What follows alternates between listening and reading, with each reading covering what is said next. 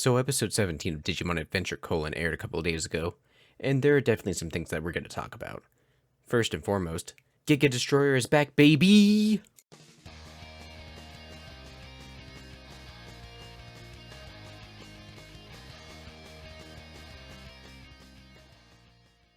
Alright, so there was a lot, but strangely not a lot of things that happened in this episode. As of right now, I'm not too sure where I would rank it out of all the episodes of this season so far, but it's definitely towards the top, even though I think that about quite a few episodes, honestly. So this episode picks up exactly where episode 16 left off.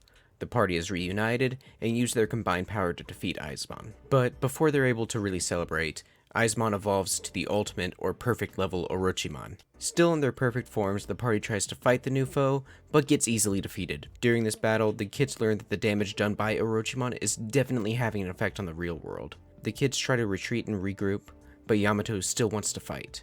Where Garurumon is able to grab Yamato, Taichi, and Agumon and retreat, while the rest of the kids fall back to their own hideaway. While all the kids are hiding out, we get to see a little bit more of how everyone interacts with each other. We get this really cute scene where Mimi, Sora, Joe, and Koshiro are all talking about how cool their Digimon are. And I don't know, it was just a really heartwarming scene and I really liked it. It's these small interactions between the kids and their Digimon that really adds flavor to the team dynamic and makes their relationships more genuine. Meanwhile, Taichi and Yamato are hunkered down together, and we learn a bit more about Yamato during this time. We learn that the reason Yamato is so focused on fighting Orochimon is because his little brother Takeru is near the area in Japan it's affecting. Also, side note, can we just bring attention to how apparently there are a lot of parents out there that just don't really care about what could be happening with their kids? I mean, for one thing, in the last episode, I'm pretty sure it was stated that it's been approximately 3 days in the real world since the group got into the digital world, and Taichi's mom does not seem to be worried about her son at all. She just leaves him a note on the couch to say that the rest of the family went over to the grandparents' house, and that's it. It's 10 p.m. Do you know where your children are? It's me.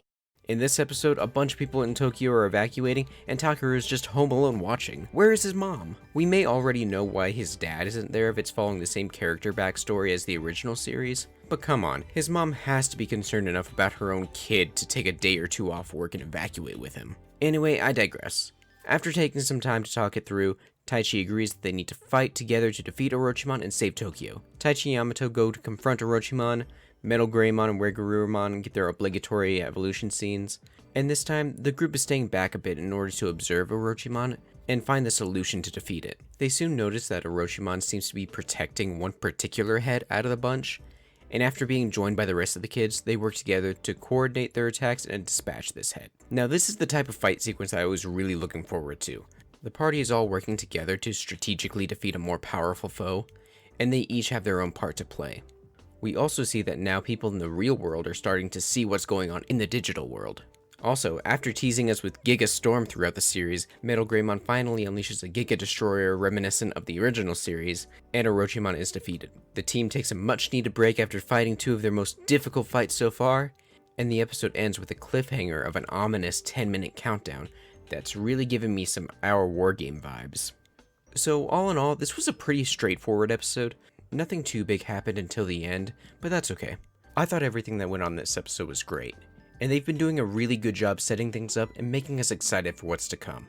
At first, I expected that they were going to use some sort of new power to defeat Orochimon, like maybe they would somehow use Hikari or Takeru's power to help, or some other Digimon might come and assist. I was a little disappointed that didn't happen at first, but in retrospect, I think I actually prefer it like this. The last several episodes have really built up the whole unlock a new power to defeat a powerful enemy trope, and I'm happy that they aren't just giving us more of the same. This time, they won by analyzing the enemy, identifying a weakness, and working together to exploit that weakness and come out victorious. Thinking about it like that, it makes me give this episode a lot more credit than I did at the beginning. I want to preface this by saying that I don't usually watch the ending scene of the episode where it shows us a preview of what's going to happen next week. So that being said, I'm super excited to see what this countdown means. It immediately gave me flashbacks to Diaboromon in Our War Game, so I'm curious if they're going to somehow do that again. We basically already got the Our War Game arc in the first 3 episodes, so it would be really interesting if they did try to do it again, and if they do, I'm excited to see how they're going to make it different. Will we end up seeing Omegamon again next episode, or is something completely different going to happen? With how tired the group is now, I don't think they're going to be able to easily handle whatever is going to happen without having some sort of help. Now that Hikari and Takeru are able to see the group on the other side, I wonder if maybe their powers are going to come into play.